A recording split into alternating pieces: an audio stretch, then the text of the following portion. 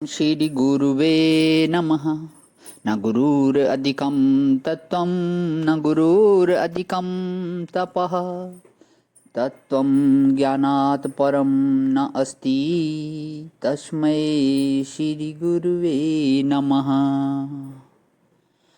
ॐ सहना भवतु सहनौ भुनक्तु सह वीर्यं करवावहै तेजस्विनावधीतमस्तु मा विद्विषावहै।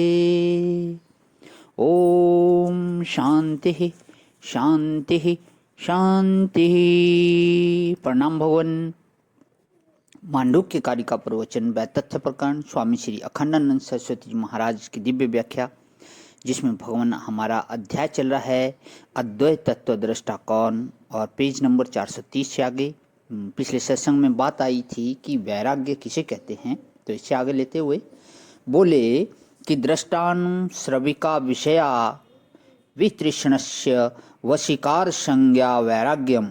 किसी वस्तु की तृष्णा न हो, न इस लोक की वस्तु और न परलोक की वस्तु चाहो, और मन अपने वश में हो, तो उसको नाम वैराग्य है। उसका नाम जो है वैराग्य है।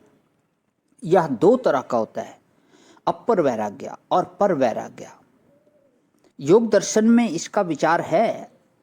अपर वैराग्य में वशीकरण संज्ञक वैराग्य 4 प्रकार का होता है, पर वैराग्य 1 प्रकार का होता है। सत्वान यथाख्याति ही, मैं अंतःकरण नहीं हूँ, अंतःकरण मेरा नहीं है।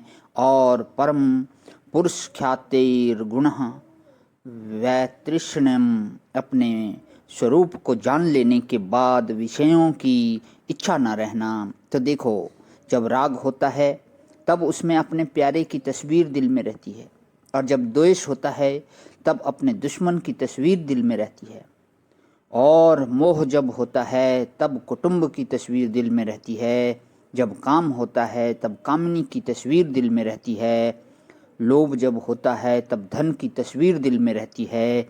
यह जो संसार में दोष दुर्गुण हैं, इनमें संसार के किसी न किसी पदार्थ की तस्वीर अपने दिल में खींचती रहती है।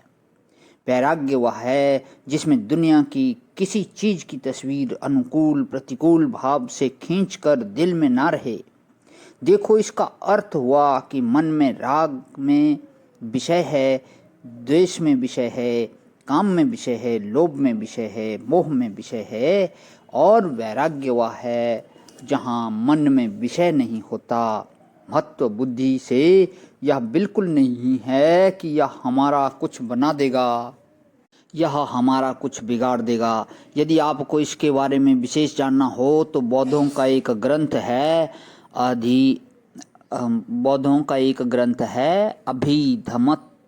अभिधम्मत संग्रह है, उसका नाम है। उसमें केवल चित्त की ही अवस्थाओं का वर्णन है। वे विज्ञानवादी हैं, सो विज्ञानवादी होने से विज्ञान के कैसे कैसे आकार होते हैं ऐसा निरूपण करते हैं। यह मूल ग्रंथ पाली भाषा में है। उसमें चित्त की विचित्र विचित्र अवस्थाओं का निरूपण है, कल्पना से नहीं, गणित लगाकर वर्णन है। जैसे संख्याओं का गणित होता है, वैसे चित्त की संख्याओं का गणित है। वैराग्य की बात देखो, यदि आप दूसरे के हक का नहीं चाहते, केवल अपने हक का ही चाहते हो, तो अधर्म आपको नहीं हुआ, धर्म तो हुआ, पर यह वैराग्य नहीं है। वैराग्य तब होगा जब अपने हक का भी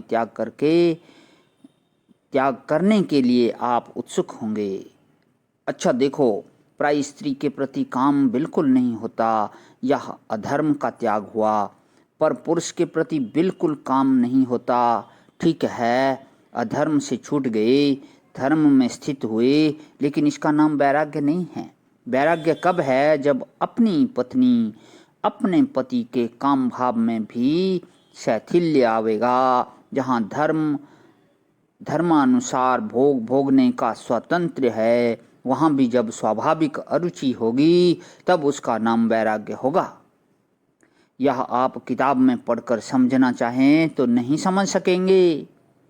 आप जब स्वयं इस मार्ग पर चलेंगे, तब आपकी बुद्धि में इसकी स्फुरना होगी, यह बात किताब में पढ़कर कोई जान नहीं सकता। ओम शांति शांति शांति। प्रणाम भगवान।